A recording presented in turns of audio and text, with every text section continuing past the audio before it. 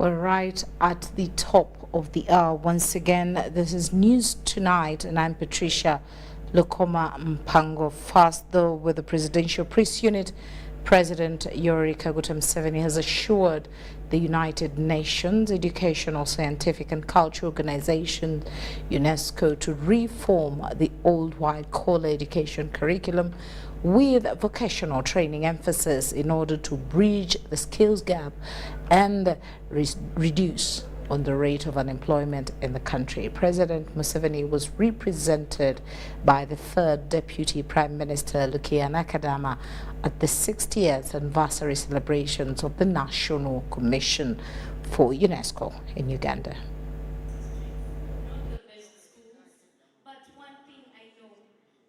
The Ugandan National Commission for UNESCO, UNATCOM, has marked 60 years since its establishment, with the objective of ensuring implementation of the UNESCO activities of promoting culture, education and sciences in Uganda.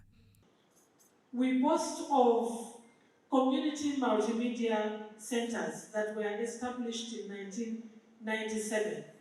These facilitate communication and access to information and learning resources in rural areas.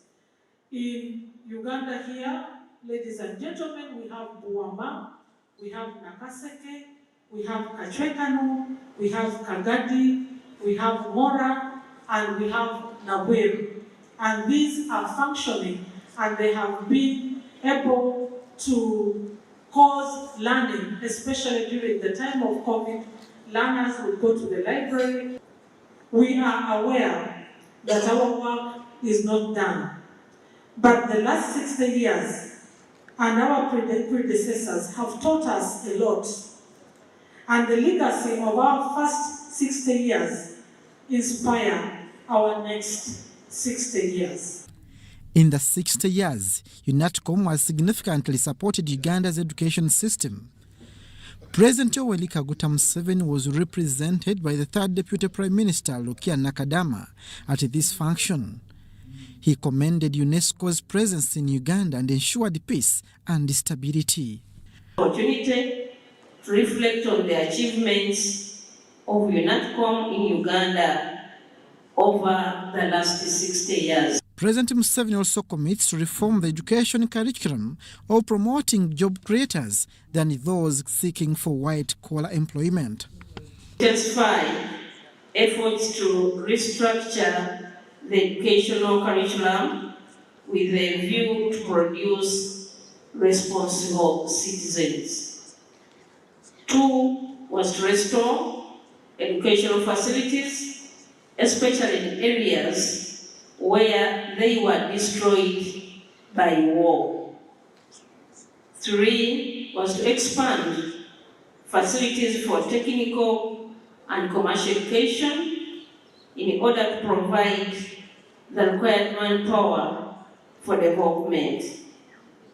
And 4 was to lay the foundation for the provision of adequate educational opportunities to the growing population. Education being the third pillar of this international organization, the Ministry of Education and Sports commends guidance of UNESCO, which has put Uganda among the rich academia countries on the continent. The Ministry of Education and Sports is committed to ensuring that the Uganda National Commission for UNESCO is supported in its work of liaison, coordination, consultation, information and mobilizing national partners, including the civil society, with the substantial contribution in advancement of UNESCO's objectives in the implementation of its program in Uganda. By marking 60 years of UNESCO's existence in Uganda, the body is strategizing on improving the education system to produce young entrepreneurs as per the demand of the global job market. Learning it to be, what does it mean? You must really emphasize self-confidence, who you are. Culture is the most important. Learning it to be, who are you? We may be different. different cultures, but we need to have harmony within the university. UNATCOM calls for more investment by the government and other collaborating partners to enable the Commission expand its intellectual workforce and activities to autonomous structure. Abdu Nasiri Lubwama for UBC. President Museveni has received the Lieutenant Colonel Ismail Daiwari at a special envoy from Burkina Faso at State House Entebbe. The president and his visitor discussed matters of mutual interest between the two nations.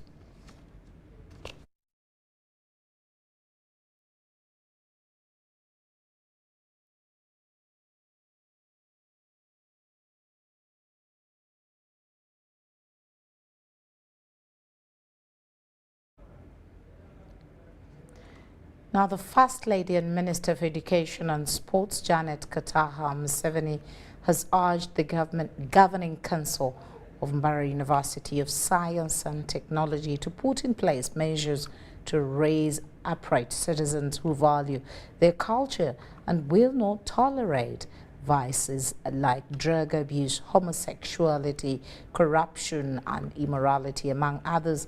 The First Lady said this while presiding over the inauguration of the 8th Council of Mbarara University of Science and Technology, which she hosted at State House, Nakasero. The First Lady noted that the world is dealing with a generation of youth who are challenged by various situations and many unacceptable vices.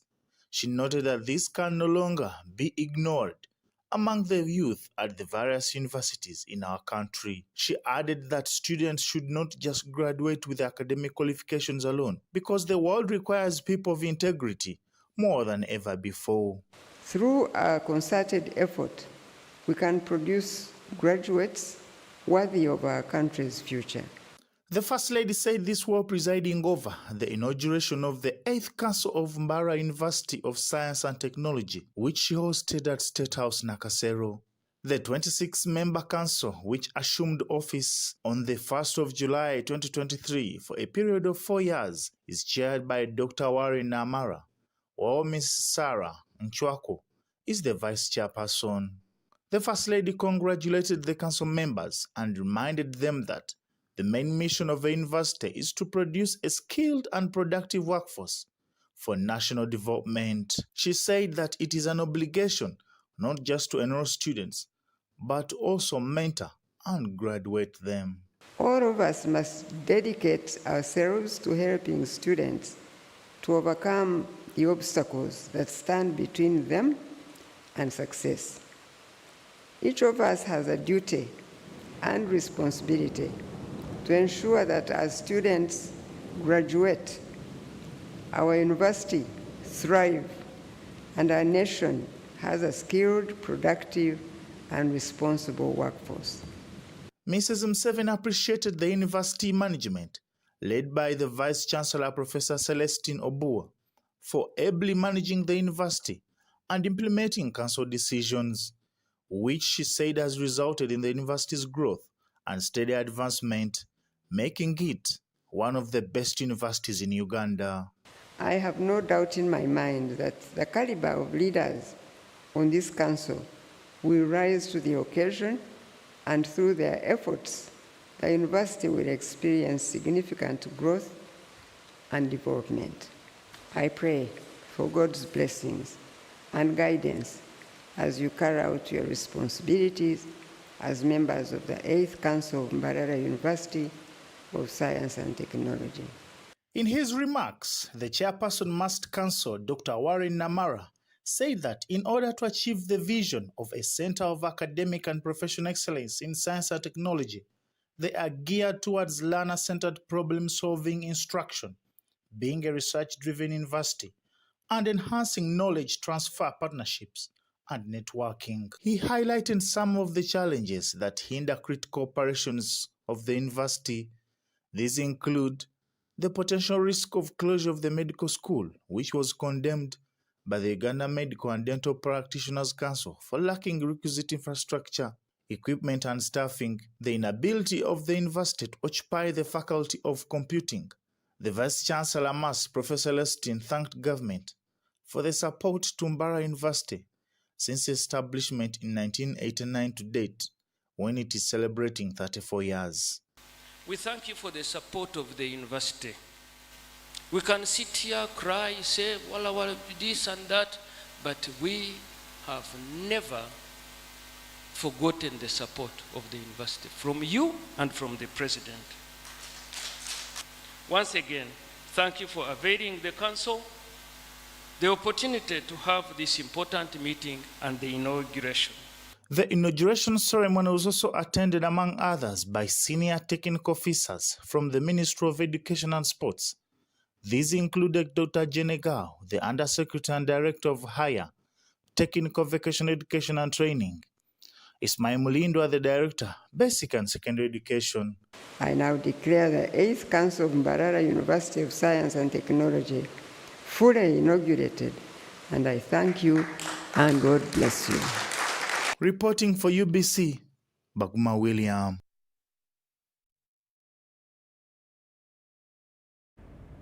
Members of Parliament representing regions of Kampala, capital city, have teamed up to add a common voice to the solution of floods and poor drainage affecting the capital city.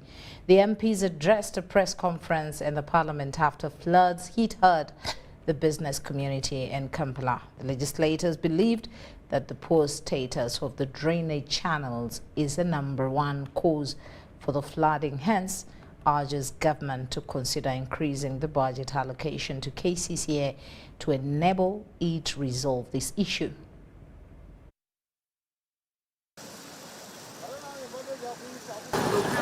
Of recent, floods triggered by heavy rains have consumed part of the time of the business community and residents after many were left helpless. This is to let you know that this is Lugogo branch. We are currently flooded. The place has a lot of water. We have halted business. What you see brown there is water only. Is water. Despite being a recurrent situation whenever heavy rains attack the capital city, several interventions by the relevant stakeholders have since proved futile. So unless we address the issue of garbage management, we are still going to have floods in the city. And the city will be filthy, will be dirty, because as we speak now, it's one of the dirtiest cities in the world. So we must wake up. Members of Parliament representing the regions of Kampala, capital city, have, through a press conference at Parliament, agreed on a voice to call for solutions. Most of the waterways in Kampala have been encroached on by investors. And that's the reason that we have floods. The greatest enemy of a road is water. In the World Bank report of 2008, we lose over $100 million every year because of floods. Despite questioning the current budget allocations for the road fund, the legislators propose an increment in the budget of KCCA to optimize the drainage and road sector in the capital city. As we are speaking right now, we are closing the first quarter of the current financial year, but Kampala has not received anything as far as construction of roads and drainages is concerned. So we call upon this government to wake up. Let us do our work. Let the executive put the Minister of Finance to task that Kampala is the capital of this country. Indeed, the people of Kampala need to be served better because they are the highest payers of tax. This comes at a time when KCCA is in advanced stages of implementing a 10-year master plan to improve the road and drainage of Kampala and its metropolitan areas. I just want to see the place fixed.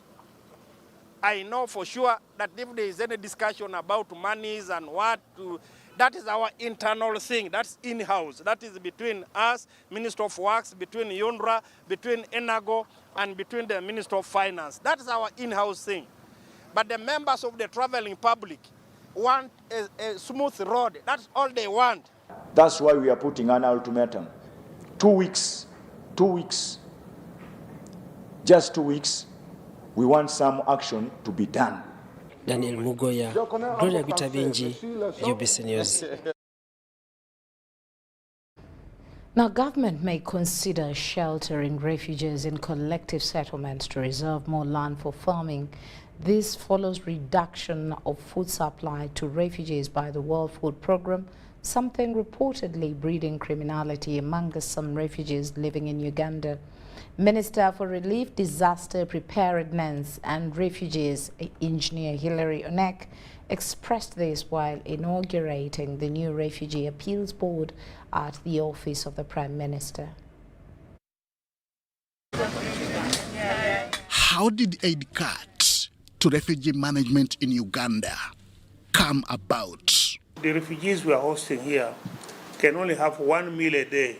Why is the situation not being given much needed priority by responsible international agencies? The priority is elsewhere. Africans are handled last.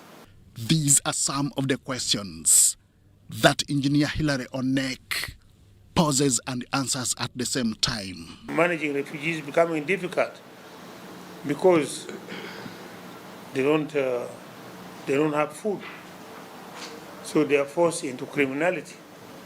This is a scenario now. You, the new board who is coming, you better get to know this. This is a scenario you are coming in. Thank you very much. Similar concerns have been extended to the new Refugee Appeals Board. These are your tools. It has been inaugurated on Friday afternoon, ending 9 months of waiting. The new board is led by Charles Wadenya as board chairperson. Because these people who are coming from our neighboring countries, these are people who are related to us. So we cannot just say, okay, we abandon or ban them from coming to our country. It's not feasible. So we have to think innovatively and maybe cause them to settle collectively into a smaller place. And most of the land where they're occupying now can be turned into large farmland in order for them to produce food for themselves. The more this continues, the more the calls for tolerance amongst leaders. This is the appeal by Minister Onek to refugee-generating countries. Anybody who comes with a different view, then you look at them as enemies, and then they unconsciously, subconsciously, they respond negatively to any form of criticism. And yet criticism is a very, very good tool to at least evaluate yourself. Somebody criticizes your weakness. That person is helping you to understand where you have gone wrong. And you use that to re-examine yourself and do things better. Uganda's policy on refugees remains open door, to which the United Nations High Commissioner for Refugees, UNHCR, is appreciative. They are leaving from camps to settlement. You have set the record, you have set the bar very high. They are still striving to understand what is a settlement. And this is something Uganda should pride herself in. Below you, RAB, there is the Refugee Eligibility Committee, which is the first instance tribunal that handles asylum applications. And once they refuse or reject these applications, those applicants can appeal to you as the higher appellant body. The new Refugee Appeals Board is made up of 5 members, including Charles Wadenya as chairperson and Animu Angupale as vice chairperson. The others are Rosemary Tutajerize, Wilberforce Ngonde, and Beatrice Rachmari as members. Henry Okrut, UBC. Now, Soroti resident city commissioner Peter Pexpack has refuted allegations that 12 patients died last week at Soroti Regional Referral Hospital over lack of oxygen. Pack warns opportunists against misleading the public in favor of cheap popularity and confirmed that only 9 people died at the facility due to various ailments. The recent reports surrounding the alleged death of 12 patients at Soroti Regional Referral Hospital due to lack of oxygen have been dismissed by the Soroti Resident City Commissioner, Peter Pexpark. 2 of them died because of natural causes. 2 died because they had accident and there was multiple fractures all over the body. 1 person died for lack of blood, specifically group O. Then the other 2 were sicklers. Then there was 1 other person who died of, I think, diabetes. Then 1 person was elderly. So nobody died out of oxygen. Those who needed oxygen had oxygen. Park says the fear and tension that compelled the opportunists to mislead the public with the wrong information resulted from the broken oxygen plant that was later on fixed. As we speak now, that service, the machine, the oxygen plant has been serviced. That spare that had been blown by women has also been replaced. As we speak now, the plant is functional, 100% functionality. It is alleged that poor servicing of the oxygen plant forced the area member of parliament to close the administration office, which was uncalled for. He went ahead to have an exchange with this small officer, the young officer, the hospital administrator. And I think there is something that he said, then the hospital administrator said, no, you are not my employer. That prompted him to close the office. In my view, it was not necessary for my MP to close a public office. It was not necessary. The Minister of State for Test Affairs, Dr. Kenneth Ongalo Obote, who was planning to carry an oversight visit to the hospital, was shocked by the closure of the hospital administration office. When this issue of Soroti Hospital came up, I was following it in the media, and I was planning to give you a call and find out if we could go there and meet those people. Then all of a sudden I saw something in the media which made it look what I was going to do was done in Uganda. He challenged both politicians and the hospital technical team to always resolve issues amicably without pulling strings. Sometimes all it takes is for people to sit down and just talk, and you will get solutions. But when you embarrass people, you all have wives at home, children who look up to you. The whole world can disrespect you, but your children will take your advices. Mr. Obote was addressing a delegation of local leaders in Teso sub-region who were meeting in Soroti City to benchmark on how to solve issues affecting service delivery in the region. Joseph Oko, UBC. Now, refugees in Bidi have been urged to desist from dependency syndrome by indulging in livelihood projects like farming and other hands-on skills they acquired through trainings. The move is aimed at making the refugees self-reliant in the quest of prioritizing the food rations.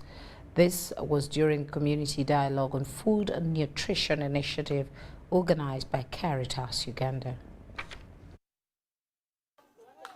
7 years of refuge in Yumbe, refugees in Bidi have of late been facing nutritional challenges due to food prioritization by the United Nations World Food Programme.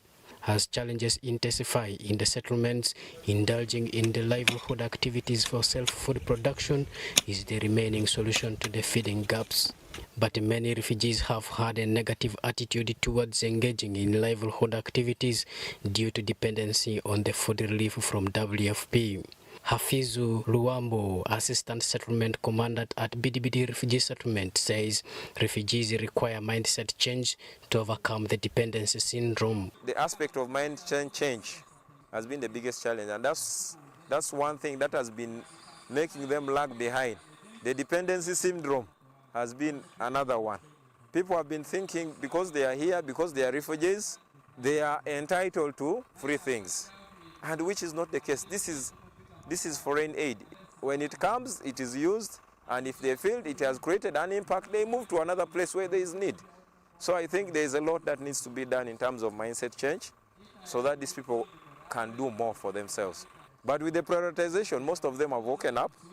People are now looking for guidance. Some of them have gone by themselves to the landlords. In regard to the problem at hand, Caritas Uganda, in collaboration with the OPM through Humanitarian Integrated Food and Nutrition Program with the funding from the Caritas Norway, undertook community dialogues for refugees and host communities in Yumbe. The initiative is aimed at strengthening the capacity of refugees to be involved in farming activities. We have deemed it necessary in order to encourage the refugees to produce food for themselves, but also for income. In the beginning, when we had just begun the interventions, refugees were so much looking towards the food ration, and it was not easy to convince them to come and produce for their households. But then as time went on, immediately after the cut, they realized there is need for self-production. So many are coming to us so that they can join the different programs in order to produce for themselves. We have called for this dialogue so that the communities themselves can identify the different issues or challenges, the problems that they are facing that are leading to failure in agriculture production. However, the Office of the Prime Minister has embarked on exercise of engaging host communities to donate land to refugees to participate in farming to generate food for themselves for survival despite the communal land tenure system. A lot of interventions have been put forward by different partners in terms of scaling, engaging on farm activities. So our current focus this year is to ensure that we secure more land, and this land here we wanted to get it so that we would give it to the refugees. However, for the refugees that have managed to do farming in the communities they live in, stray animals have been a big challenge to the crops they grow. This is a challenging issue since the arrival of refugees in 2016. You find people can cultivate, but a stray animal from the nationals may come and destroy the crops, so making the farmers to lose interest in cultivation. Yumbe District Local Government through sub-county local government systems is implementing bylaws against stray animals, where owners of stray animals are charged fines on every arrested animal. This time around, when the animals are found destroying, they are being subcontracted to some of the communities, because as a district we intend to have local revenue from these animals because they're moving without a control.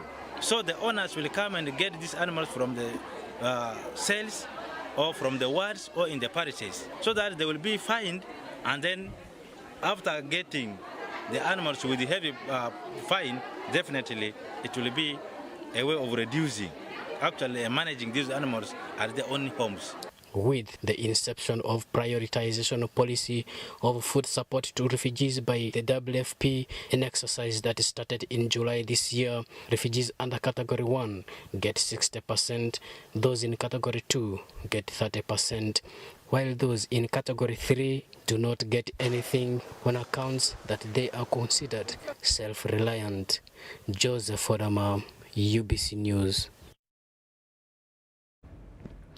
The Bishop of Namirembe Diocese, Wilberforce Chitio Oluwalida, has tasked parents to remain unrelenting in their principal job of growing families.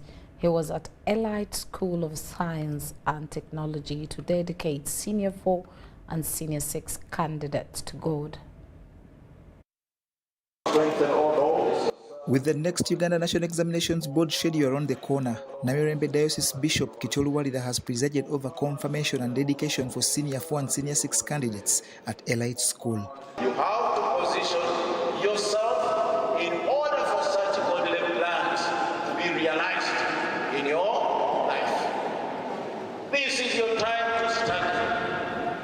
This is your time to make good use of every opportunity to consult. You have these committed and devoted teachers. They know it all. Bishop Oluwalida used the moment to remind parents of their duties that in some houses have been taken over by the children to the detriment of the future. Elite School Board member and also National Mothers Union Chairperson Josephine Kasato preached against evil and spoke hard work to the candidates.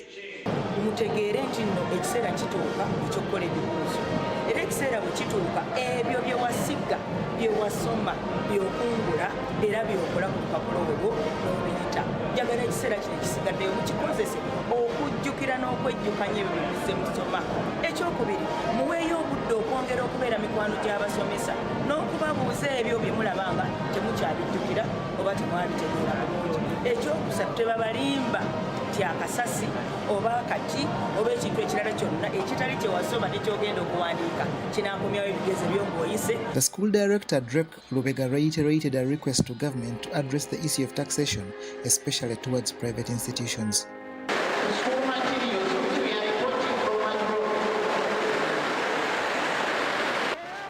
Elite school that usually shines in sciences will during the next Uganda National Examinations Board schedule sit more than 300 candidates in Senior 4 and Senior 6. John Barnes, Sentamo, UBC News. Housing Finance Bank, in partnership with Habitat for Humanity and Uganda Kingdom, celebrated a significant milestone as they handed over a brand new eco-friendly house to Ms. Namsisi Tezirwayo, a resident of Buyikwe district. This is part of the ongoing Decent Living Campaign initiative, which was launched in 2018 and aimed at improving living standards of more than 300 individuals in Buganda Kingdom and counties of Busiro, Chadondo, Isingo, Mawokota and Chagwe. In 2021, Housing Finance Bank contributed Ugandan shillings 40 million towards construction of 2 housing units, exemplifying their commitment to addressing the housing challenges in Uganda. The country currently faces a housing deficit of 2.4 million units with an annual growth rate of 200,000 units. We enable home ownership, that I've said. We enable financial freedom, that I've said.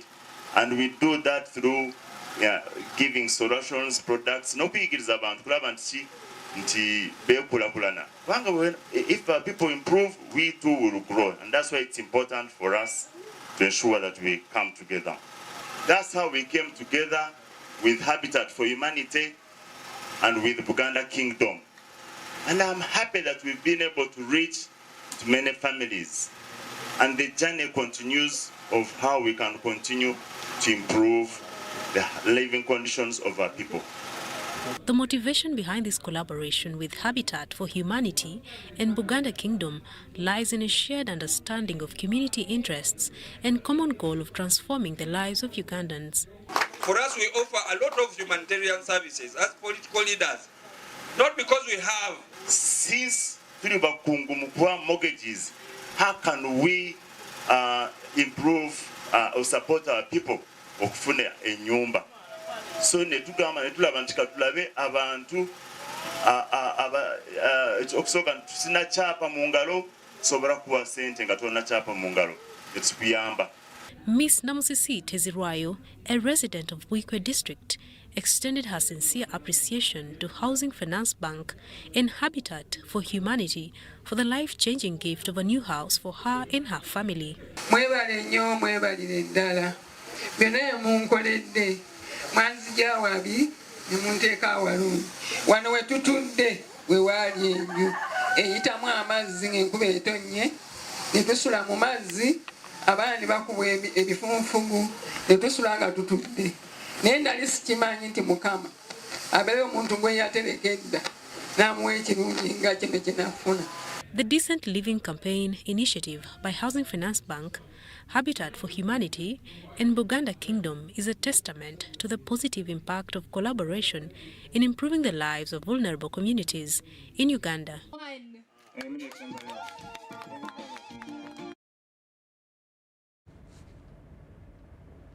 Now, in the Boy Child Initiative, the president of the Rotary Club of Bugolobi, Sam Watasa, has emphasized the need for society to embrace the Boy Child Initiative. Mr. Watasa made the remarks in a fellowship gathering at Nobview Hotel in Tinder, where he emphasized the need for society to embrace the Boy Child Initiative, He says the world focuses on gender equality and empowering girls, yet it is crucial not to overlook the unique challenges faced by boys in their journey to adulthood. This fellowship today is a joint fellowship of Kampala Thursday clubs, and we came together to discuss cultivating essential life skills for the boy child, because the boy child uplifting program is the District 9213 district project. What we have learned from this presentation is to drive the agenda of uplifting the boy child as a strategy and part of the all-human, all-round development to ensure that there is equality. We are focusing on the boy child, but we also recognize that there is the girl child agenda that is still going on. But what we learn from that is that there are going to be different hurdles in uplifting the boy child, because the contextual environment is different from that in which the uplifting the girl child programs were done. The message to Eritreans is to keep the agenda of the boy child uplifting on track. The challenges we face are the inability of the affected persons to come out and be supported. Ideally, we have to find them, we have to locate them, we have to profile them in order to be able to develop the responsive programs that can be beneficial to them, because all of them do not have similar problems and challenges. To the stakeholders, especially the state and other players, is to take note that now this is an agenda that the Rotary fraternity have taken up, and so we would like to engage with all institutions of education, of health, social support, economic programs to specifically look into the boy child, so that we are able to have a holistic human being that will support the girl child.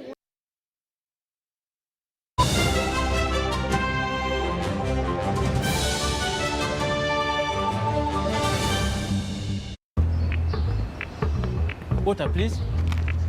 Can I pay with Momo? No.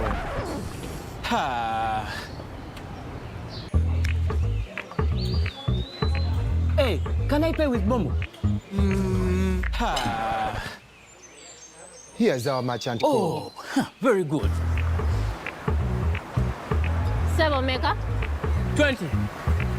Can I pay with Momo? Unfortunately, no. Baby, let's go.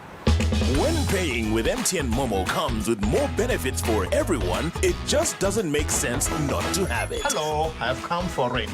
Can I pay with Momo? Yes, you can. Pay or shop with MTN Momo and get cashback every week. It's free of charge. Use the Momo app or dial *165*3#. Juko. Yo. Check the shopping, man. What's your secret? Haven't you heard of the parish development model PDM? Yes, I did, but I thought it was just a talk. No, Sebatia. It is real. I and a few friends together formed a circle, accessed money from the PDM, invested in a poultry project, and now things are moving. Juko. I thought I was one of your friends. You are. But you left me behind. I didn't leave you in poverty. What you do, just visit your LC2 chairperson and your parish chief, and start the process of economic transformation. Just like that. The parish development model is an initiative from the government of Uganda through the Ministry of Local Government, designed to transform all lives of Ugandans for the better.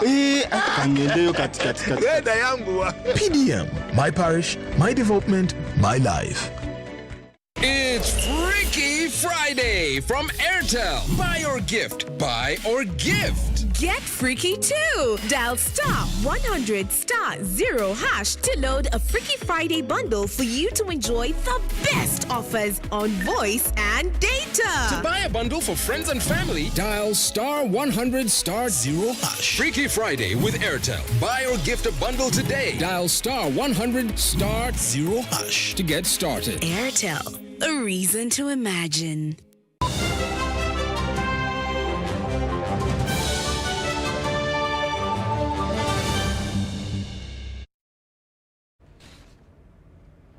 Welcome back. It's time for us to look at what's happening in the world of business.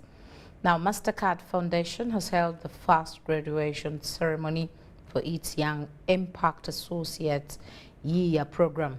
Year program seeks to empower the young generation to play a critical role in the monitoring and evaluation process and ensure value for money for various projects. The program is an added advantage to the young people who grapple with the experience requirement when seeking for jobs. The MasterCard Foundation, in partnership with the Impact Partner Organization led by Provide and Equip, have held the first graduation ceremony of the Young Impact Associates program. The cohort of 12 young people were trained using the YIA training curriculum, mentored and linked to professional management and evaluation practice platforms. This youth-targeted monitoring, evaluation, and learning professional development scheme seeks to put young people at the center of understanding and measuring impact and generate new knowledge and evidence to inform better decision-making and transformative development practice on the continent. You die once, but you live every day. So friends, I'd like to challenge us that every single day you walk out, live life. There are lots of IT tools and systems out there which are available, which can simplify and improve your work, which we now want to tap into a little bit more. The event in Kampala provided the graduates with an opportunity to celebrate a milestone while at the same time interact with stakeholders in the management and evaluation space. Yeah, as a young person, my voice, I believe, speaks into what the older generation would need. We need a blend of both the old people and the young people, and that's when the decisions that are made are, can I say, fitting into one another. Because if young people are not part of decision-making processes, you will see that the people who are older, they may not even consider what the younger ones are looking at. Since it is a very dynamic, a very agile profession, so it needs the blood of a young person, a youth who can do innovative ways, who has the ability and capacity to learn new things very much faster than an old person. Broadly, the MasterCard Foundation in Uganda targets to help 4.3 million people to access dignified and fulfilling work. What we mean by dignified and fulfilling is that the work you're doing, you are a bit comfortable with the pay. You are happy with the pay, and also when your colleagues look at you, you feel respected. Okay, you feel it's something, you know, you may be doing something that you feel, according to my qualification, this is not what I should be doing, but I'm doing because I need it. Around 60 young potential evaluators applied for the program and 12 were selected. Dennis Igoa for UBC News. Now, Kabira County Club in Bukoto has hosted the MTN ICT conference that mostly attracted the business community in Uganda. The one-day workshop mainly dwelled on MTN's plan for creating new technologies to enable the business community flourish. When MTN Uganda set foot in the country in 1998, it opened a new chapter that eased communication. Progression has since then been smooth with several innovations that have improved the service to benefit its more than 4 million Ugandan clients. We have covered what was previously undercovered. We are almost 89% landmass coverage right now in Uganda, including the water body, and including the national park. And if you know Uganda, more than 12% of the land is water and national park and game park. To make the services better, MTN has unveiled its groundbreaking Do Business Better with MTN ICT solutions. It's not about cables, it's not only about towers. We have also invested a lot on a technological solution, on a digital platform. The previous speaker, Shika, our Chief Transformation and Strategy Officer from the group, has highlighted the key 5 platforms that we are focusing on. Also in MTN Uganda, We invested a lot on those platforms. We have launched what we call the MTN API with an aim to build the biggest API marketplace in Africa. We're investing a lot on IOBA as a platform, what we call the WeChat of Africa. We are building many and several technological solutions and vertical solutions that are allowing the business and the enterprise to flourish and to grow. Whether you are a person sitting in an office from 9 to 3, or you work from home, or you're in the mobile, that technology will serve you. Your office is where you are, where you want to be. You don't need to be in the office to be productive. This is a transformative initiative that marks a significant expansion from telecommunications to technology solutions and is set to reshape business operation and propel Ugandan enterprises into the modern digital age.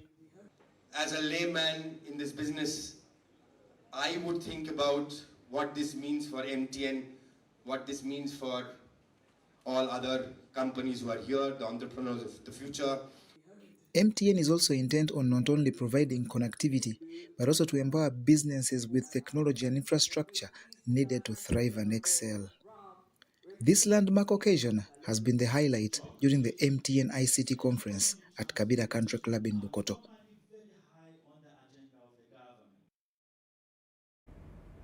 Well, it's time for us to follow through and look at our financial markets update.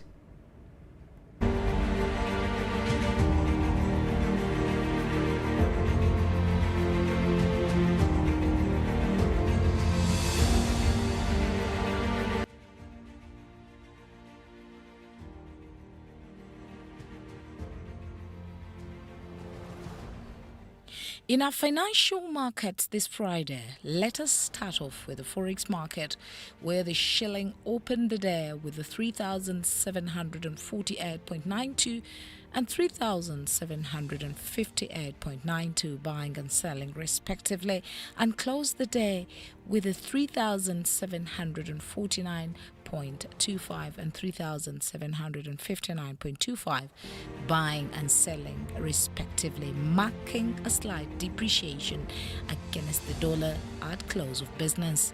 More in this preview.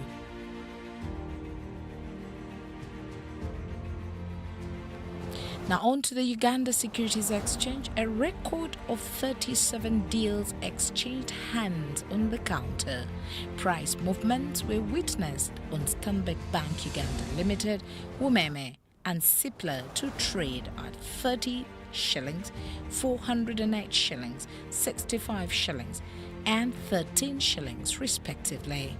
The bourse registered some activity to record a total turnover of 946.1 million shillings and 3.7 million shares exchanged hands. Umeme took the lead to trade 2.1 million shares on the counter. For UBC News, I'm Patricia Lekomampango. It's Freaky Friday from Airtel. Buy or gift. Buy or gift. Get freaky too! Dial *100*0# to load a Freaky Friday bundle for you to enjoy the best offers on voice and data. To buy a bundle for friends and family, dial *100*0#. Freaky Friday with Airtel. Buy or gift a bundle today. Dial *100*0# to get started. Airtel, a reason to imagine. Juko. Yo. What you go? Check the shopping, man. What's your secret? Haven't you heard of the parish development model PDM? Yes, I did, but I thought it was just a talk. No, Sebatia. It is real. I and a few friends together formed a circle, accessed money from the PDM, invested in a portrait project, and now things are moving. Juko. I thought I was one of your friends. You are. But you left me behind. I didn't leave you in poverty. What you do, just visit your LC2 chairperson and your parish chief and start the process of economic transformation. Just like that. The parish development model is an initiative from the government of Uganda through the Ministry of Local Government designed to transform all lives of Ugandans for the better. PDM, my parish, my development, my life. Water, please. Can I pay with Momo? No. Ha. Hey, can I pay with Momo? Ha. Here's our merchant code. Oh, very good. 7 Meka? 20. Can I pay with Momo? Unfortunately, no. Ha. Baby, let's go. When paying with MTN Momo comes with more benefits for everyone, it just doesn't make sense not to have it. Hello, I've come for it. Can I pay with Momo? Ha. Yes, you can.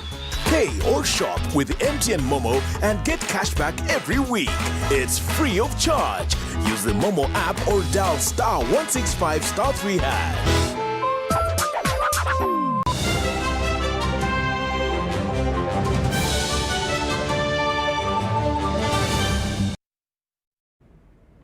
Welcome back as we enter into the world of sports. John Serunjoji, the headline boxer at Sweet Science Season 1 boxing event Friday, trained amidst fans in Wasafi Market ahead of his event fight against the Kenyan Denzel Onyango on September 30th, 2023. The fight will be staged at Club Obligato in Kampala. With only a week left to the much-anticipated Sweet Science Season 1 boxing event, headline boxer Serunjoji and his colleagues wowed fans in Usafi Market as they trained amidst their cheers. The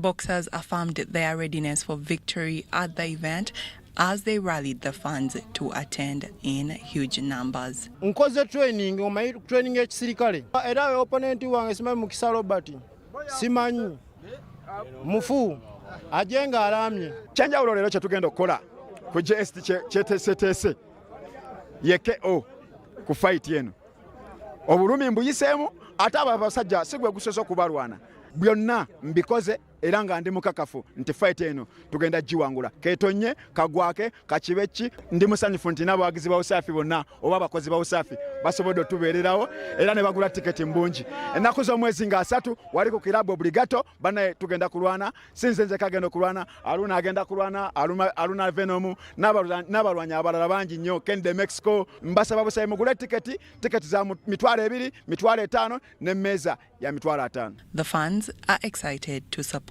the boxing event. Yensonga lwaki tuvuddeyo okugula tiketi zino zonna. Tuguze tiketi ezisukka 50 lwa nsonga ntino ebikonde tubiwagira. Ebikonde bituli mu musaayi nti abaana babizanya baffe. The Sweet Science Season 1 boxing event has attracted over 30 boxers in various weight divisions and will take place on 30th September 2023 at Club Obligato in Kampala. Grace Joyce Kemgisa, UBC News.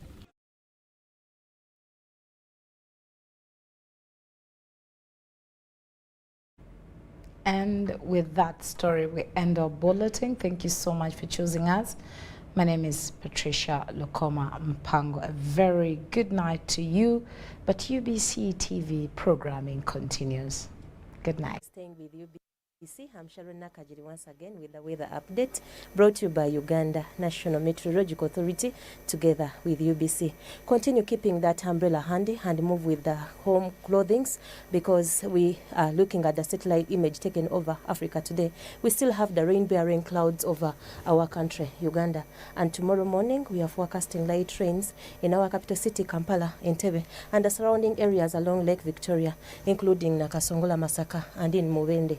For the eastern parts of the country, we shall have thunder showers in Jinja, Tororo. As for Soroti, we are forecasting light rains. For the western stretch, apart from Masindi, where we shall have light rains, so Kasese and Kabale, we are forecasting sunny intervals.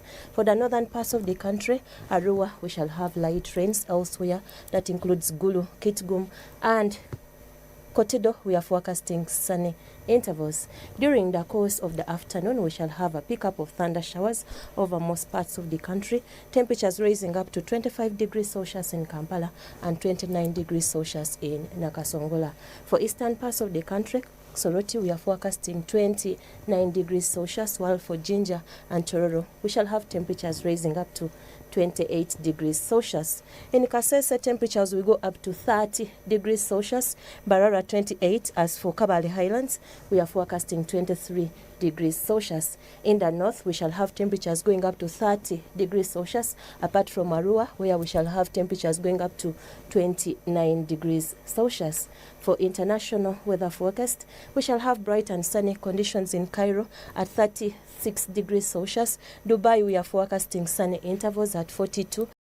While for Nairobi, we are forecasting sunny intervals, temperatures rising up to 25 degrees Celsius. That is all I had for you for today. Till tomorrow, same time, have a good night.